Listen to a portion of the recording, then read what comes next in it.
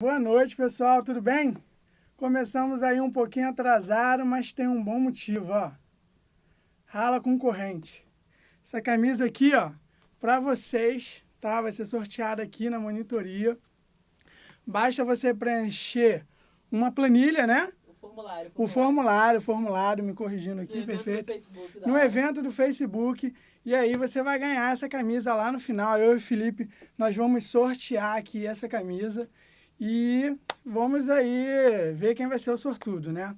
Então corre lá no Facebook, preenche esse formulário e conta com a sorte, meu querido. Agora é só isso, né? Aproveitando, vamos falar de algumas coisas. Meu nome é Marcos Oliveira, eu sou monitor de geografia aqui do Descomplica. Nós estamos mais uma vez numa monitoria ao vivo aqui para vocês. E essa monitoria tem um propósito de apresentar o Descomplica para muitos de vocês que ainda não conhecem. Então, o Felipe está colocando o código aqui embaixo, tá? Código para assinar o Descomplica. O que você vai fazer com esse código? Você vai acessar a página do Descomplica. Você vai lá na parte de assinatura, tá? Você pode preencher teu nome, teu e-mail, teu número de telefone. Desce até lá embaixo na página, tá? E aí vai ter um campo código promocional. E aí você vai digitar esse código Quero Água, tá? Você digita esse código lá, tu vai ganhar um desconto do Descomplica. É o plano, é a assinatura anual, né, Felipe? Isso. E você, o que você vai ter acesso? A 4 aulas ao vivo, tá? Isso por dia. Você vai ter, além desse conjunto de aulas, vai ter acesso a 3 monitorias por semana, com monitores maravilhosos que estão esperando vocês. E agora nós temos novos monitores. A geografia, por exemplo, ela está com a Hannah, uma nova monitora de geografia, e ela está esperando por você lá. Tem o Jonathan também, tem eu. Por exemplo, ao longo da semana, é quase tudo geografia para vocês. Tem Jonathan segunda, terça, Hannah terça, quarta, quinta, e eu quinta e sexta. Então, assim, é a semana de monitoria de geografia. E você vai ter tudo isso acessando a página do Descomplica, preenchendo esse códigozinho aqui, Quero Água. E, querido, é essa mensagem aqui, ó. Pouco tempo, você vai estar vestindo ela sem preocupação alguma. Rala concorrente. E vamos lá, né? O que mais que a gente pode falar? Você vai ter redação. Você pode mandar uma redação por mês. Essa redação vai ser corrigida e você recebe ela, a sua correção aí, pelo computador, da mesma forma que você envia. O intuito é que você pratique a redação, por isso que você tem como enviar uma redação por mês para ser corrigido. A redação é uma importante parte da prova do Enem. O Bernardo, ele é um professor aqui da monitoria também, e ele vai em breve estar falando de redação com vocês em uma outra monitoria ao vivo. Então fiquem ligados nos eventos do Facebook, não percam essa oportunidade, tá? E o que mais? E, por fim, para a gente começar a nossa aula, acessando isso, além das monitorias, da aula ao vivo, da correção da redação, você tem módulos gravados disponíveis para você assistir da onde você quiser, pelo aplicativo do celular, pelo computador. Você pode salvar, inclusive, essas aulas no teu celular, basta o teu celular ter memória, tá? Para isso. E você assiste a aula de onde você quiser. Você pode assistir a aula no trem, no metrô, no ônibus. Se a internet ali não estiver muito legal, a aula já está salva. E tu tem acesso simplesmente digitando esse código. Então, não perde a oportunidade. Vai no site do Descomplica, preenche, ganha aí o seu desconto e corre também para o evento do Facebook para conseguir essa blusa aqui. Então, tu tem que ir lá no formulário que está presente no evento dessa aula no Facebook e você vai conseguir ganhar, talvez, né? Vamos ver como é que está a tua sorte hoje, essa blusa. O tema da nossa monitoria de hoje é hidrografia e a questão do uso da água. Nós vamos falar da água, né? Parece ser um tema um pouco simples porque a água está no nosso dia a dia e a gente acaba entendendo isso como algo do cotidiano e deixa de olhar com atenção para essa questão. E aqui a gente vai tentar mudar um pouquinho isso e começar a ligar um alerta, uma atenção para o uso da água, tanto no Brasil como no mundo. para a gente poder começar essa aula, eu queria iniciar com uma pergunta. A água vai acabar? Será que a água pode acabar? Né? O que vocês acham? Eu queria que vocês começassem a refletir isso daí e a gente vai respondendo. Quando a gente olha para a água e a gente pensa no planeta Terra, é um pouco complicado a gente imaginar que essa água pode acabar. Né? A gente vê aí uma foto do nosso planeta, uma imagem de satélite do nosso planeta, e a gente vê aquele pálido ponto azul, né? Parafraseando, se não me engano, Carl Sagan. Quem assistiu Cosmos vai se lembrar logo de cara. E a gente vê esse ponto azul, né? Esse ponto azul que tem aí uma superfície quase que preenchida por 70% de água. O restante é superfície terrestre.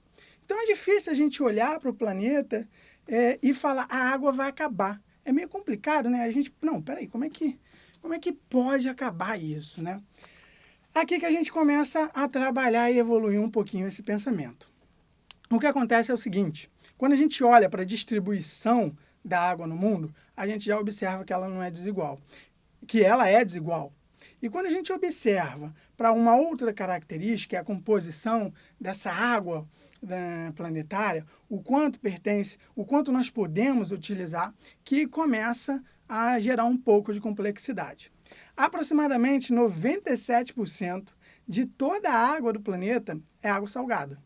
Então, para você utilizar essa água para beber, ela vai implicar em um custo elevado num processo de dessalinização, que demanda muita energia e tecnologia. Então, olha só, você precisa de muita energia e tecnologia, você precisa de muito dinheiro para conseguir dessalinizar essa água. Então, você já está encarecendo aqui o produto. Então, a água salgada ela já implica logo de cara uma dificuldade para o seu consumo.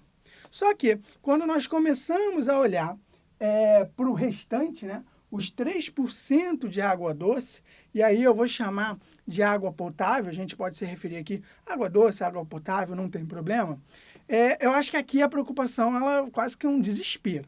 Por quê? 3% de toda a água disponível no mundo é potável. Desses 3%, 2,6% é água congelada. Estão nas geleiras. Tudo bem? E o que acontece é que essa água, quando ela derrete, né? Ela está num estado sólido, quando ela passa para um estado líquido, ela escorre para o mar. E você acaba diluindo essa água doce na água salgada. E tu implica isso em outro problema. Existem alguns países que se utilizam dessa reserva de água congelada como água potável. Existem alguns navios que eles possuem uma espécie de um container, de um reservatório, que ele vai, pega o gelo, pega o iceberg, coloca dentro do navio e transforma essa água em potável ali, simplesmente pelo derretimento. Só que isso é um pouquinho complexo. A questão é que boa parte dessa água congelada, ela está inacessível para o homem. Então, nós já reduzimos o número. Desses 3%, só 0,4% é possível ser utilizado. E desses 0,3% são águas subterrâneas.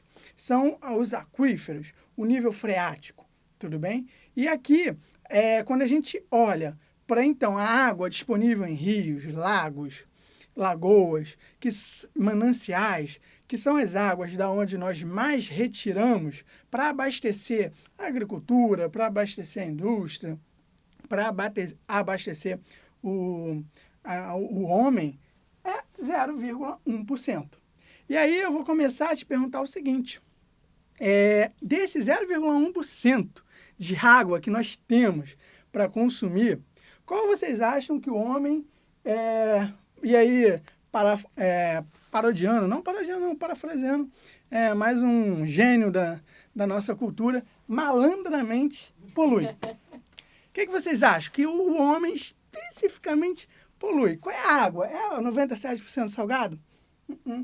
Congelada? Subterrâneo? Lagos e rios. A que tem a menor quantidade é a que mais sofre com poluentes. Então, assim, o homem ele não está sendo muito esperto nesse sentido. E isso vai repercutir em graves problemas. Agora, eu acho que a gente já pode, inclusive, melhorar um pouquinho a nossa pergunta. A água vai acabar? Quantitativamente, e até pensando também em ciclo hidrológico, eu tenho certeza que você vai lembrar disso. Você já deve ter aprendido isso há um tempo, ou se não, aprende aqui agora. Ciclo hidrológico, ele é fechado, tá? É um ciclo que a água passa, é um ciclo fechado. Nós não perdemos água para o espaço. Só se um asteroide, um meteoro vir bater aqui na Terra, destruir a Terra e levar parte dessa água para outro planeta e surgir outra vida a partir dessa... Não vai, isso não vai acontecer. A questão é que nós não perdemos água para o espaço. E o que acontece é que essa água ela é cíclica, tá? Então ela passa aí por um processo de evaporação e aí vai para a atmosfera, vira nuvem, a mudança de temperatura faz ela precipitar, aí chove bonitinho e aí essa chuva, ela que pode precipitar, a chuva é uma forma de precipitação, a neve é outra também, ela pode escoar, né? À medida que ela atinge o solo, ela pode escoar, ela pode infiltrar, ou ela pode evaporar de novo. E o que nós temos é um ciclo hidrológico. Do ponto quantitativo, é muito absurdo eu falar que a água vai acabar, tanto a água salgada quanto a água doce, ainda mais pensando no ciclo hidrológico. Só que a gente tem que melhorar um pouquinho a nossa pergunta. Eu não acho ideal, a água vai acabar? Não, essa pergunta não é muito boa. Eu acho melhor a gente colocar água doce. O que vocês acham?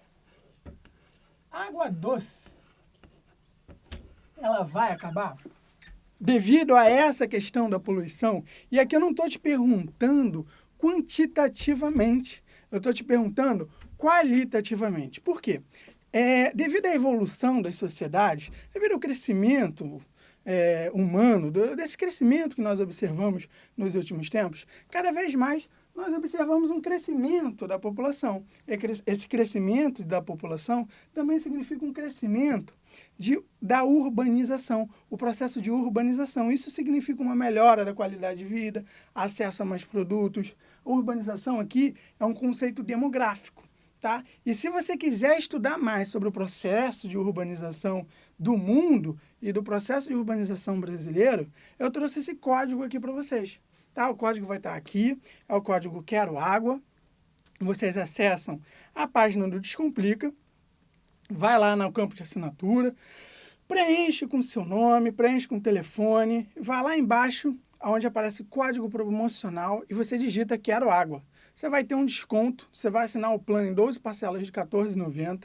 Ele vai te dar acesso a aulas ao vivo, 4 aulas ao vivo, 3 monitorias, com os monitores mais animados que você já viu. E além de poder mandar a redação, essa redação ser corrigida e assistir módulos gravados. Tá? Tanto de um extensivo Enem, para aquele que está se preparando a longo prazo, você já está aí no segundo ano, você está se preparando, ou aquele que está aí desesperado, quase a última hora, meu Deus, Enem, eu fiz a inscrição do Enem, mas nem sabia que tinha que estudar, e aí você vai lá agora no extensivo, você vai conseguir ali pegar, digamos assim, perdão, extensivo não, um resumo. Você vai pegar um resumo de toda a matéria, tu vai ter um plano na página do Descomplica, a partir do dia 18, olha só. Novo, isso é novo, vai ser lançado 18, você nem assinou ainda e já tem novidade para você.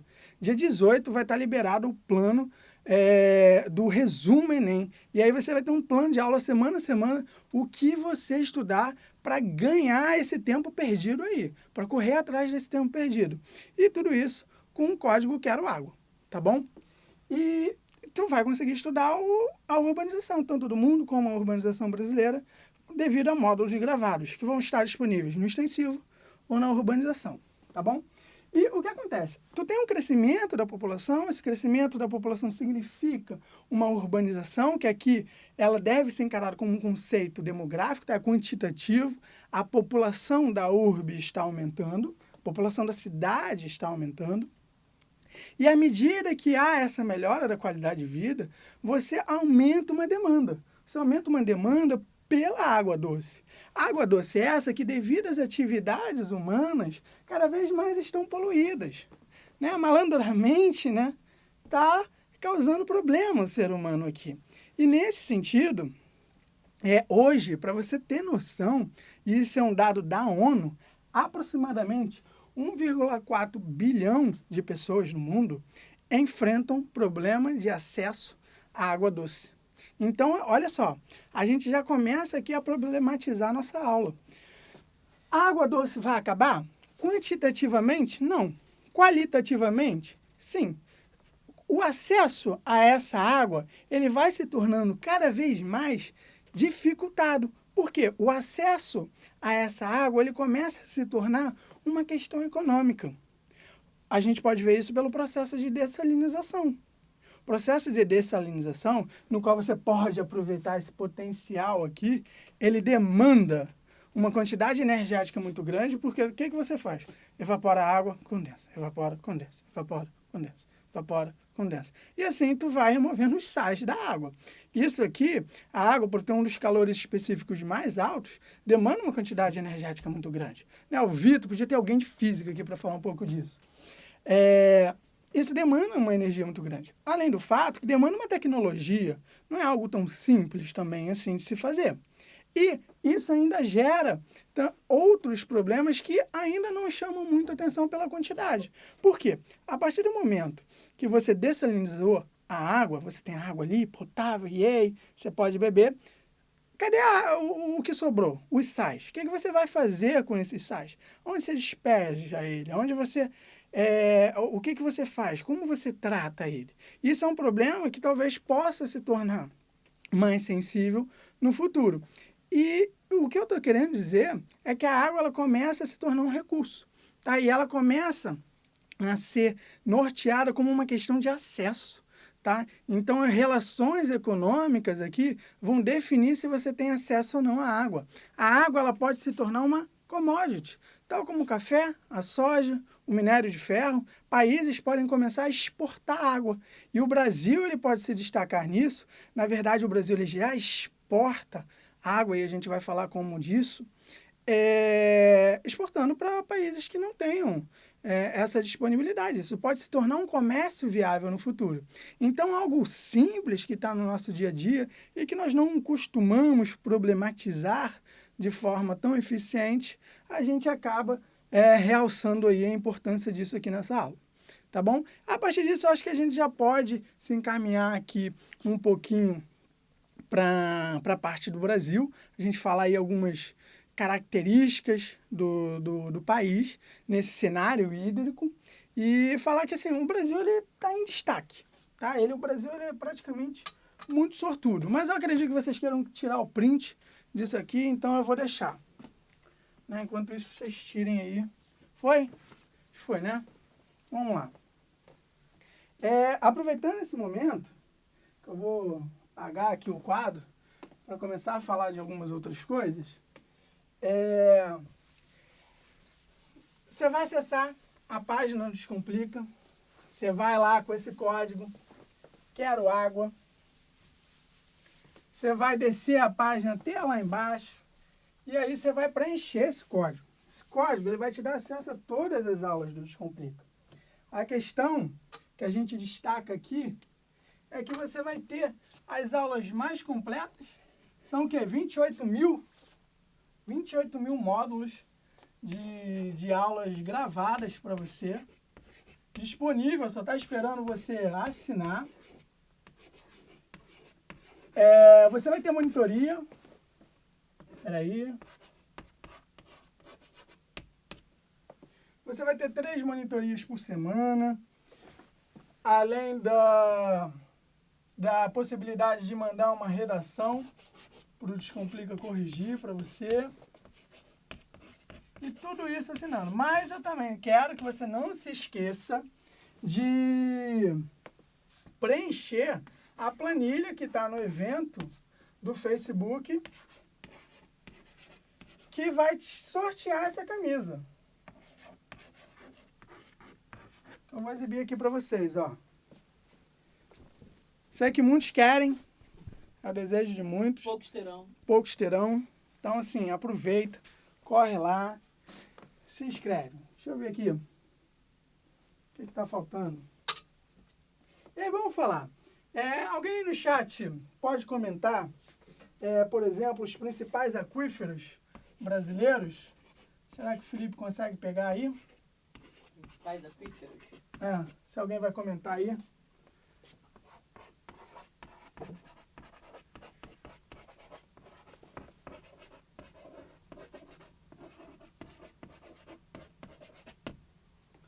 A gente vai preenchendo.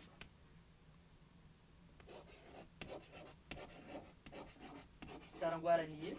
Guarani, perfeito. Então já vou botar aqui.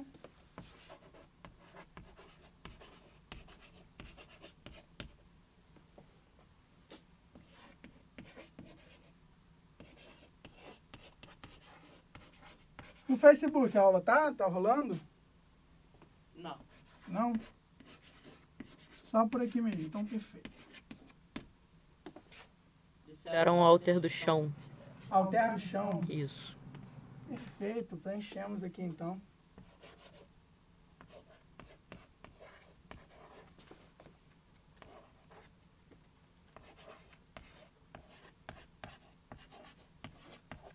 Então nós preenchemos aqui alguns dos pontos mais importantes da nossa aula. Vamos falar, bacia hidrográfica, né? Bacia hidrográfica. O que é uma bacia hidrográfica? Acho que isso é a dúvida de muitas pessoas. Bacia hidrográfica é toda a área de captação, de drenagem das águas de um rio. Um rio ele não é formado somente por aquela água que precipita logo acima dele, né? Um rio ele recebe contribuição das águas de diferentes outros rios, de diferentes outros pontos da superfície terrestre. Então, a bacia hidrográfica de um rio é todo aquele ponto onde a água que precipitar ali, seja em forma de chuva, neve, orvalho, ela pode chegar a esse rio. Então, o que a gente entende aqui é que no relevo, existe um ponto que nós denominamos de divisor de água. Esse divisor de água ele ajuda a delimitar uma bacia hidrográfica. Como assim? Imagine um relevo assim. A chuva que cai desse lado aqui, que chover aqui, ela vai para essa bacia. E a chuva que cai desse lado aqui, chover aqui, quase dançando, vai para esse lado. Então, o divisor de água é essa linha aqui, é esse cume, tá bom? Então, isso é um divisor de água e isso delimita o início e o fim de uma ou outra bacia. E aí tu começa a delimitar toda a área de captação de uma bacia hidrográfica. Isso é uma bacia hidrográfica. E quando a gente fala de bacia hidrográfica no Brasil, ele tem a maior bacia hidrográfica do planeta. Tá? Parte dessa maior bacia hidrográfica do planeta está no seu território, boa parte dessa bacia hidrográfica. Além do fato de ser o maior rio do planeta, tanto em extensão quanto em vazão. Um ou outro estudo que aí acaba colocando o rio Nilo um pouco maior do que o rio Amazonas, daqui a pouco o rio Amazonas ele vem e aumenta seu tamanho, extensão, como assim? Ele vai se descobrindo outros pontos de nascente, outros pontos que cai uma gotinha de chuva e essa gotinha de chuva é direcionada para aquele rio. E aí já pode ser parte ali de uma nascente. O que é importante destacar aqui também é que o rio Amazonas, a bacia do rio Amazonas, eu vou falar mais particularmente do rio, ele é o único rio brasileiro que tem suas águas contribuídas a partir de dois regimes. O regime pluvial, tá? Chuvas, a precipitação em forma de chuva, e o regime nival, precipitação em forma de neve. Por causa de quê? Da Cordilheira dos Andes. O rio Amazonas ele nasce lá numa goteira, lá quase que no final da Cordilheira dos Andes. E a água que está ali, ela escorre para o rio Amazonas, porque a bacia hidrográfica do rio Amazonas, ela não é limitada ao território nacional. Ela pega boa parte da Cordilheira dos Andes. Por isso que a bacia hidrográfica do rio Amazonas é a maior bacia hidrográfica do mundo.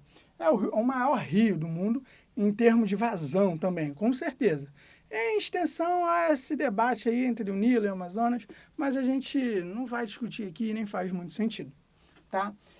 Agora, quando eu falo de uma bacia, da maior bacia inteiramente nacional, dentro do território brasileiro, é a Tocantins-Araguaia, tá? E quando a gente pensa também em projetos energéticos, ela tem destaque, tá? Tem diversas usinas hidrelétricas instaladas nessa bacia. Só que das usinas hidrelétricas em funcionamento no Brasil e o total instalado no Brasil, a maioria se concentra na bacia do Rio Paraná. E a maioria das hidrelétricas nessa bacia aqui, elas atendem aí uma demanda do processo de industrialização brasileiro. A gente estava conversando isso numa monitoria hoje. O que a gente estava conversando? Que o processo de industrialização brasileira ele foi concentrado aonde? No Sudeste. Começou com Getúlio Vargas e aí foi com JK, que manteve essa concentração industrial, e somente lá na ditadura militar você observou uma intenção de desconcentrar, e olha só, desconcentrar essa indústria. Tá? E para você conhecer um pouquinho mais sobre esse processo de industrialização brasileira, mais uma vez eu queria ressaltar o código que vai aparecer daqui a pouco aqui para vocês. Quero Água. Você vai acessar a página do Descomplica, você vai lá na parte de assinatura, você pode preencher o seu número de telefone, seu nome, e aí você vai ter com esse código um desconto promocional. São 12 parcelas de R$14,90, tá? E vai te dar acesso a 4 aulas ao vivo por dia, de segunda a sexta. Você tem mais de 28 mil módulos gravados, disponíveis para você assistir do celular, se você quiser, Android ou da Apple. Que mais? Você vai ter monitorias ao vivo, monitorias ao vivo não, mas monitoria ao vivo sim, mas em casa, né? Através de um aplicativo que você vai instalar no seu computador, super fácil de usar. E isso tudo através desse plano, desse códigozinho, Quero Água, com desconto aí promocional para você. E não esquece de entrar lá na página do Facebook e acessar não é a planilha, Felipe. Pô, esqueci de novo esse nome. O link do formulário, cara. Eu acho que formulário é a palavra mais difícil na minha vida, que não vem aqui na cabeça, de jeito nenhum. E aí você vai preencher esse formulário, já quase esquecendo de novo, e para sortear essa camisa. Daqui a pouco, eu e o Felipe, a gente vai sortear aqui um número, corre lá, hein? E a gente já pode se encaminhar aqui para avançar um pouquinho na nossa aula. A Bacia do Paraná é que mais tem destaque nisso. Por quê? A industrialização ela foi no Sudeste, a demanda energética era para o Sudeste. E aí, lógico, que você aproveitou o potencial da Bacia do Paraná, que hoje, aproximadamente de todo o potencial hidroelétrico dessa bacia, aproximadamente 70% a 80% dele já é utilizado. Enquanto a Bacia do Rio Amazonas, apenas 2% a 6% do potencial hidroelétrico da Bacia Amazonas é utilizado. E isso aqui começa a chamar a atenção para o Brasil, porque quando você aponta para o Brasil e fala, olha só, ele tem a maior bacia hidrográfica do mundo, isso daí já chama atenção, né? Ele tem o maior rio do mundo, isso já chama mais atenção ainda. Outras bacias poderosíssimas em termos de fluxo de água. Isso começa a dar um destaque absurdo para o Brasil, tanto numa posição geopolítica, numa questão da água, quanto também numa posição geopolítica quando a gente se pensa em produção de energia, tá? Só que esse caráter dessas bacias e essa potencialidade hidroelétrica dos rios brasileiros dependem de duas características do território. Essas duas características são rios, vamos lá, rios planáuticos, colocar aqui embaixo, rios planáuticos e um clima muito úmido. Boa parte do território brasileiro está numa faixa que nós conhecemos como a zona intertropical. É a zona com maior pluviosidade do planeta. É uma zona de convergência. Os ventos se direcionam para ali. E, nesse sentido, os ventos carregam umidade. E é por isso que há um índice pluviométrico muito grande no Brasil. Ele dá sorte de boa parte do seu território, quase toda localizada nessa área. Com isso, você tem chuvas, água. Você tem água em quantidades absurdas. Isso ajuda a explicar a questão também de quando a gente pensa no potencial hídrico brasileiro para abastecer de água doce do mundo. Corresponde a 12% de toda a água doce do mundo. Olha só, de toda a água doce do mundo, 12% está no território brasileiro. Está na bacia do Amazonas, no Tocantins, no Paraná, aquíferos que a gente já vai falar deles. E então isso aqui dá um papel de destaque. A gente às vezes olha para o Brasil, acaba tendo um ponto negativo devido a alguns problemas, mas a gente, quando observa outros pontos, tem que chamar atenção para algumas coisas positivas.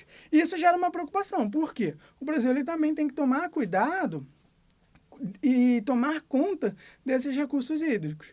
Infelizmente, um projeto nesse sentido ele é muito recente, que é o Plano Nacional de Recursos Hídricos. Mas a gente vai falar um pouquinho mais para frente. Porém, ele só foi instituído tem pouco mais de 15 anos, junto com a criação da ANA, Agência Nacional das Águas. Infelizmente, o Brasil só começou a olhar para isso de forma bem recente, mas cada vez mais está tomando aí conhecimento e se preocupando com essa questão hídrica. Então, essa característica de rios planáuticos. Tá? O que os rios planáuticos dá? Queda d'água. Então, você tem a queda d'água facilitando o represamento da água e a construção de hidrelétricas. Por quê? Quando você tem rios planáuticos, esses rios normalmente eles vão encaixando, eles vão esculpindo vales, o que facilita o represamento dessa água, criando aí um reservatório para a hidrelétrica. Então, os rios planáuticos e o clima úmido dão um cenário de destaque para o Brasil quando a gente pensa na hidroeletricidade. Mas acho que até aqui tranquilo, né? O pessoal não vai ter grande dificuldade aqui, não. Agora, eu acho que a gente pode ir um pouquinho para aquífero. Não bastando o rio Amazonas, não bastando a bacia do Tocantins, a bacia do Paraná, o Brasil ele também se destaca na presença de aquíferos. E aí, dois aquíferos, o Alter do Chão e o Guarani, são os dois aquíferos de maior destaque em volume de água no mundo. E o Brasil detém esses aquíferos. Isso aqui coloca o país numa posição que a pressão hídrica, e quando eu falo pressão hídrica, eu estou falando o seguinte, qual é a demanda de água da nação brasileira em relação à quantidade, né, de água disponível? A pressão hídrica aqui é baixíssima. O Brasil ele tem uma necessidade de água que, em correspondência à disponibilidade absurda, não é tão sensível, enquanto em outros países a pressão hídrica ela é muito grande, porque os países têm uma demanda elevada por água, mas não têm esse recurso. Tá? Só que isso não quer dizer que uma ou outra área no Brasil tenha problemas relativos à pressão hídrica. São Paulo passou por um problema desse com a crise hídrica aí em 2014, 2015, que afetou a parte energética do país também. Só que o que a gente destaca é que tu tem a bacia do Rio Amazonas, você tem o aquífero Alter do Chão, localizado no norte, ele está localizado embaixo do Rio Amazonas, basicamente. Por quê? O que é um aquífero, né? Um aquífero é simplesmente a água, tá? Que o solo ele absorve e essa água ela fica represada, ela fica ali no solo. O solo funciona como uma esponja, porque o solo é formado por partículas e nessas partículas existem poros, tá? E a água ela vai se acumulando ali quando ela se depara, por exemplo, vou fazer um desenho aqui, com uma rocha impermeável. E aqui, essa é a rocha impermeável. Você tem um solo aqui, tá? E aí a água do ciclo hidrológico, né? Quando a gente pensa em ciclo hidrológico, a água evapora, a água precipita, a água escoa, a água infiltra. E a água infiltra. E aí ela vai, ó, acumulando aqui. Vou colocar de azul. E nisso que ela vai acumulando aqui, devido à característica porosa do solo ou da rocha, tá? Porque você pode ter uma rocha porosa, isso aqui vai formando o que nós chamamos de nível freático, que é a mesma coisa que aquífero. Tá? Isso aqui também é um aquífero. Tá? E o que acontece no Rio Amazonas é o seguinte, o Rio Amazonas, ele vai passar aqui, né? Só que, devido à característica da região norte, ao alto índice pluviométrico, o que acontece é que o nível freático ele está muito elevado. E o que você observa é que o nível freático, o aquífero, contribui, na verdade, para as águas do Rio Amazonas. Nós chamamos isso aqui de afloramento. Tudo bem? É quando as águas do nível freático, as águas de um aquífero, acaba formando um rio. Só que você pode ter o inverso também. Numa região, por exemplo, semiárida, como o Nordeste, as águas de um rio, e aí eu vou construir aqui, de novo, as águas de um rio pode contribuir para o lençol freático, para o nível freático, tanto faz, tá?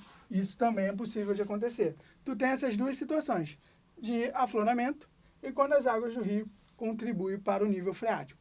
Só que isso não é a única possibilidade de aquífero.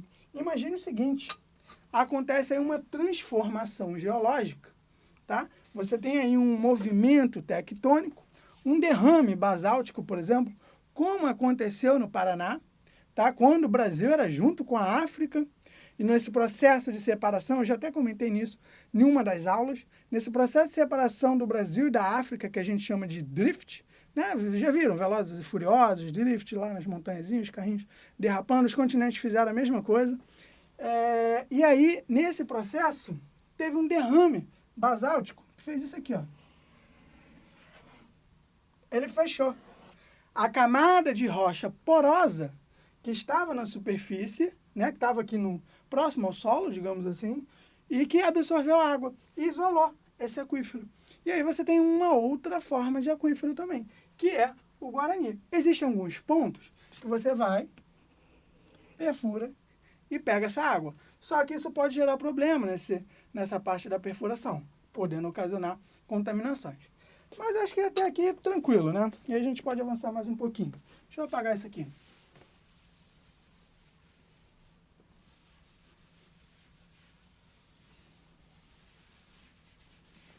E aí vamos falar de rios voadores para a gente daqui a pouco já ir para as nossas questões.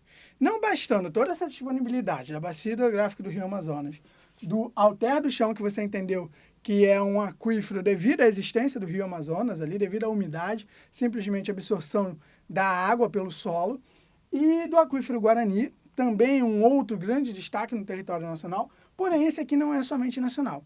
Você tem os rios voadores. O que são esses rios voadores, né? O que acontece? A floresta amazônica, a vegetação, ela realiza um processo de transpiração. Então você tem ali o solo, né? Você tem o solo, você tem a arvorezinha, bonitinha, né?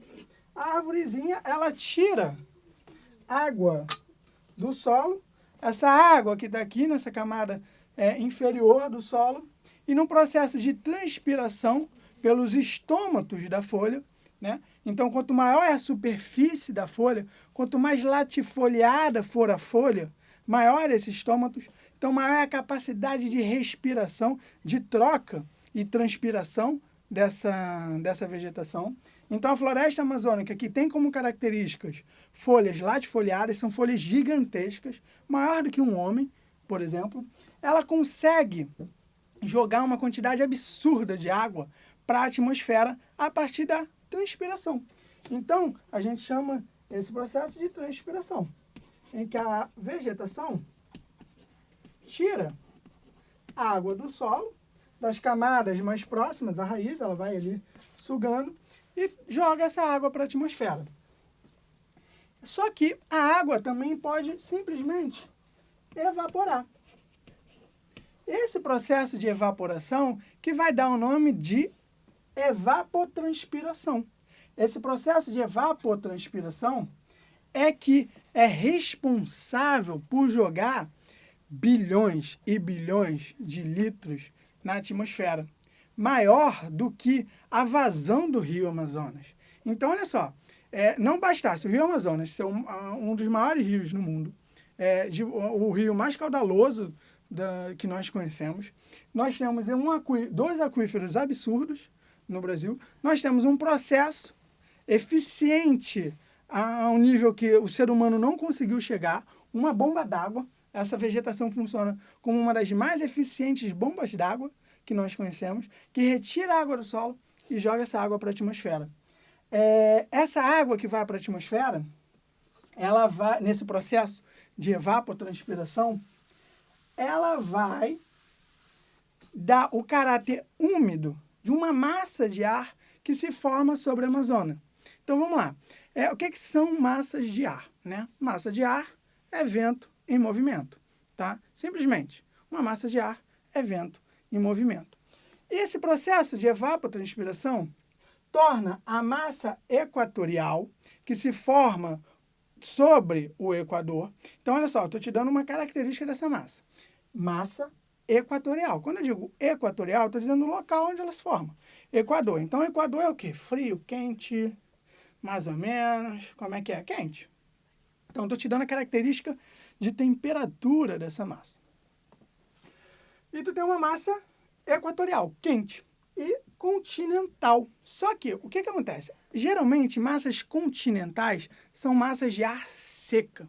Por quê? Elas se formam sobre o continente. Uma massa de ar úmida se forma sobre o oceano. Por quê? Por causa da disponibilidade de água que você tem no oceano. No continente, você não tem essa disponibilidade de água. E aí, você forma uma massa, normalmente, uma massa de ar seca. Só que, se lembra que eu falei da vegetação, no processo de evapotranspiração, bombeando litros e litros e milhares de litros para a atmosfera de água? Né? Acontece que a massa equatorial continental, que se forma sobre a Amazônia, ela tem um caráter úmido. E aí, essa massa equatorial continental, ela é quente e úmida. E aí, vamos fazer aqui um desenho, só para ilustrar, da América do Sul, tá? Essa massa equatorial, devido aos ventos, e aí a dinâmica atmosférica, você pode estudar um pouquinho mais acessando a página do Descomplica, com esse código que vai aparecer aqui para você. Quero água, você vai digitar esse código lá na página do Descomplica, e aí tu vai ter acesso a um plano por R$ 14,90, 12 parcelas de R$ 14,90, vai te dar acesso a aulas ao vivo, 4 aulas ao vivo por dia. Você vai ter 28 mil módulos gravados, além de uma redação por mês para ser corrigida. Você pode enviar para cá. E assim, não tenha medo de escrever redação. Escreve, é prática. A redação é somente prática. Você pegar ali, você vai aprendendo, assiste as monitorias, assiste as aulas, você vai pegar a melhor forma de argumentar, de construir seu texto, tá? Você vai entender as diferenças entre dissertação e argumentação, e com isso você vai mandar para o Descomplica corrigir, ele vai corrigir, e você vai ter aí uma melhora na sua escrita, no seu ato de fazer a redação, contribuindo para a sua nota. É a parte mais importante da nota do Enem, é a redação. Então, não perde essa oportunidade. Acesse a página do Descomplica, na parte de assinatura, vá lá, código promocional, quero água. Perde essa oportunidade não, 12 parcelas. Quanto, Felipe? R$14,90, né? R$14,90. Então, e o que acontece? Devido à dinâmica atmosférica que você vai acessar nesses 28 mil módulos gravados no Descomplica, essa massa equatorial continental quente e úmida por causa da floresta amazônica, tá? Ela seria direcionada para o Pacífico, devido à dinâmica dos ventos que predomina nessa região. E o que acontece é que ela ia se encaminhar para cá. Só que ela aí se depara com uma cordilheira, com uma muralha, tá? Ela não nos protege dos outros, tá? Podem ficar calmos. Essa muralha aqui nos ajuda, fazendo com que a massa equatorial continental seja direcionada para o sudeste, para o centro-oeste. Então, essa massa extremamente úmida, ela é direcionada em boa parte para o centro-oeste, para o sudeste, contribuindo com um regime pluvial dessas duas regiões. É por isso que quando a gente olha o mapa mundi, e aí eu vou mandar você pesquisar, tá? Você acessa a página do Google aí, você digita faixas de deserto. Você vai encontrar um mapa mundi com faixas de deserto ao longo do planeta. Existe uma latitude, tanto no hemisfério norte como no sul, que isso é comum. E aqui no Brasil, teria que ter um desertinho, né? Bonitinho aqui. E não tem, não existe, graças à atuação dessa MEC. Tá? Então, assim, o Brasil ele dá uma sorte, tudo dá certo do ponto de vista físico, geográfico, né? Pro Brasil. E aí, mais um destaque da importância dos rios voadores. Se a gente pensar aqui na crise hídrica paulista, que o Estado passou lá 2014, 2015, a gente pode associar com o desmatamento da Amazônia. A diminuição da vegetação na Amazônia, o desmatamento, pode afetar a dinâmica da evapotranspiração, pode afetar a umidade da massa equatorial continental, afetando aí a distribuição de chuvas no centro-oeste e no sudeste, fazendo com que, devido ao crescimento industrial de São Paulo, então crescimento de água, você lembra que eu falei bem no início da monitoria? Devido ao crescimento da indústria, da população, com a melhora da qualidade de vida, você aumenta a demanda por água. E isso faz com que comece a gerar aí um problema, tá? Acho que até aqui tranquilo a gente já pode passar, né? Vamos ver só o pessoal aí, tá tranquilo no chat? Tá tranquilo, tá favorável. Tranquilo, favorável, show.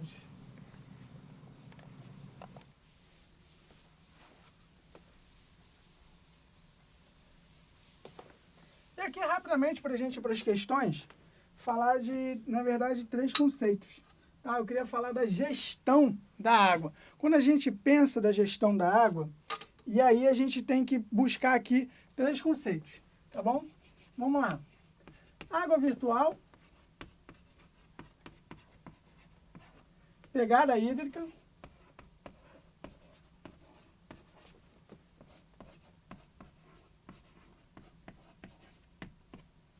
e a gestão participativa, que eu vou trazer aqui. Meu Deus do céu, estão perguntando desesperadamente por que a água é salgada. Ué, pelo amor de Deus, o que acontece? Repete a pergunta. Por que a água é salgada? Né? Porque Deus jogou sal na água e ela não. O que acontece?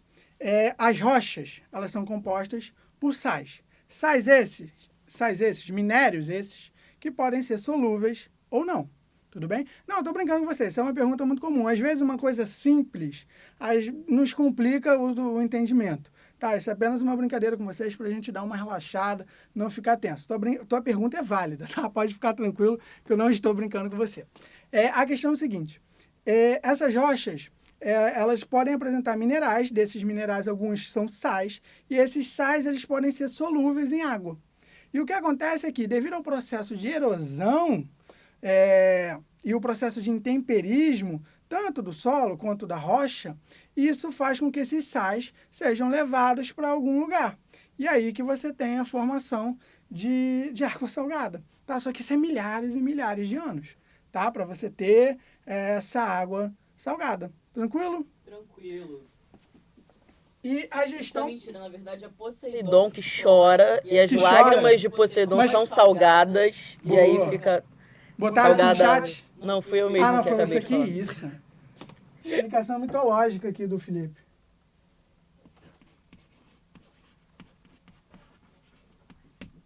Participativo. O que é essa água virtual? Rapidamente. A água virtual é contida em tudo que todo produto, toda a cadeia de produção de um determinado bem, de um determinado item, ele leva água. Essa camisa aqui consumiu muita água para ser produzida e você vai conseguir ganhar essa camisa aqui preenchendo o formulário lá na página do Facebook. Tá? Preenche, daqui a pouco a gente vai sortear e já está acabando a monitoria. Água presente em toda a cadeia de produção de um determinado produto. Manteiga, 17 mil litros d'água. Um boi, 1 quilo de carne, tem ali aproximadamente 16 a 17 mil litros d'água. Tá? Uma camisa, um hambúrguer, eu acho que é 2.800 litros d'água. Então, é uma forma de você medir o quantitativo de água existente em um produto, mas não só ali, naquele produto. Por exemplo, quantidade de água que você utilizou para lavar a panela para fazer teu hambúrguer. Não, é em toda a cadeia produtiva, tá? A quantidade de água presente ali. A pegada hídrica é um conceito que se relaciona com a água virtual. Só que ela busca na pressão que uma determinada sociedade, que um determinado grupo deixa. Como assim? Os Estados Unidos, devido ao seu caráter consumidor, devido a características do seu mercado, ele tem uma pegada hídrica muito mais forte, digamos, do que o Brasil. Simplesmente devido às diferenças na industrialização, devido às diferenças na questão econômica, no consumo das sociedades. Tá? No consumo populacional de cada uma dessas pessoas. Isso é a pegada hídrica. Como assim, Marcos? Qual é a pegada hídrica de um americano? Qual é a pegada hídrica de uma empresa americana? Qual é a pegada hídrica dos Estados Unidos? Se comparado com o Brasil, se comparado com uma economia menos desenvolvida, na África, por exemplo, qual é o impacto, qual é a marca que aquele grupo, que aquela sociedade, que aquele ser humano, que aquela empresa deixa no mundo a respeito do consumo de água? Isso é a pegada hídrica. E aí, por fim, a gestão participativa. Por que eu estou trazendo essa gestão participativa? É importante a gente aqui ressaltar que quando você pensa, e aí resgatando a ideia de bacias hidrográficas, quando a gente pensa na gestão da água, uma bacia hidrográfica, ela não respeita um limite de um município, ela não respeita o limite de um estado, ela não respeita o limite de um país. E o que acontece é que toda a água, que eu estava conversando com vocês, deixa eu fazer um desenho melhor aqui, toda a água que precipita em um determinado ponto da bacia hidrográfica, ela vai para aquele rio. E aí, digamos que isso aqui é o Brasil, isso aqui é um outro país. A água poluída, por exemplo, um outro país, a Argentina, desenvolve uma atividade muito poluidora com algumas indústrias localizadas ao longo desse rio aqui. Tá? E aí, os dejetos industriais são jogados nesse rio e contaminando ele de poluentes. Esses poluentes serão levados para o Brasil. Então, quando você fala da gestão participativa, eu estou destacando a importância que tem que ter quando a gente pensa na água. Essa discussão ela não pode ficar limitada a uma pessoa. Ela tem que ficar limitada a todos os atores que estão dentro dessa bacia hidrográfica. E quando essa bacia está dentro de um município, dentro de um estado, ou é compartilhado com outro estado, com outro município, nós não temos que pensar só nessa diferença entre estado, município, essa diferença entre regiões. Tem que pensar também nos atores. Por exemplo, indústria, aqui, agricultores, nessa parte aqui da bacia hidrográfica. Por exemplo, uma cidade localizada aqui, nessa parte. Então, você tem que chamar todo mundo para sentar à mesa, conversar e discutir os impactos que todas essas atividades causam na bacia hidrográfica, os impactos que estão afetando a qualidade da água dessa região. Eu acho que... Felipe, tá faltando quanto tempo aí? 2 minutos. 2 minutos? Então vamos fazer uma aqui. E o sorteio da camisa? Vamos lá. Quer fazer agora? Vamos fazer logo agora, enquanto o pessoal vai pegando as questões. Então tá bem. Fala aí. Me dá um número de 1 a 714. De 1 a 714? Isso. Pegar um dos primeiros. Eu vou pegar um número simples. 21. 21 é a Ravena Marques. Ravena Marques ganhou essa camisa. Arrasou. Que isso? A gente vai entrar em contato com você por e-mail. Ravena Marques, estava na monitoria hoje? Porque esse nome... Tinha uma Ravena na monitoria? Tinha uma Ravena na monitoria, não é um nome muito comum. Tipo Beatriz, meu Deus, o que tem de Beatriz na monitoria? E aí, sei lá, às vezes é só um chute. Quem sabe, uma sorte. Ela já é assinante do Descomplica e aí ganhou a camisa. Mas tomara... não importa o que seja. Parabéns por ter ganhado a camisa. Vamos fazer aqui algumas questões rapidinho, então. Primeira questão. As águas de março definem se falta luz este ano. Esse foi o título de uma reportagem em jornal de circulação nacional, pouco antes do início do racionamento do consumo de energia elétrica em 2001. Essa questão é um pouco contextualizada, 2001, mas ela traz a ideia da crise hídrica que São Paulo passou, afetando, inclusive, a questão energética no Brasil. Tá? Por quê? As principais hidrelétricas brasileiras estão na bacia do Rio Paraná. A bacia do Rio Paraná, São Paulo, Paraná, tá? Parte ali do Centro-Oeste, Mato Grosso. A área afetada é a faixa de deserto, tá? Mas também não é só isso que causou, né? Aí fala, no Brasil, a relação entre produção de eletricidade e a utilização de recursos hídricos, estabelecida nessa manchete, se justifica por quê? A geração de eletricidade nas usinas hidrelétricas exige a manutenção de um dado fluxo de água nas barragens? Sim, acho que essa daí é nosso gabarito. Por quê? A geração da eletricidade, no modelo adotado pelo Brasil, tu tem duas formas de gerar eletricidade a partir de hidrelétricas. Tá? Usando usinas com barragens que criam um reservatório para garantir abastecimento energético ao longo do ano, porque o rio ele tem sua vazão, tá? Ele tem sua cheia e ele tem a sua vazante.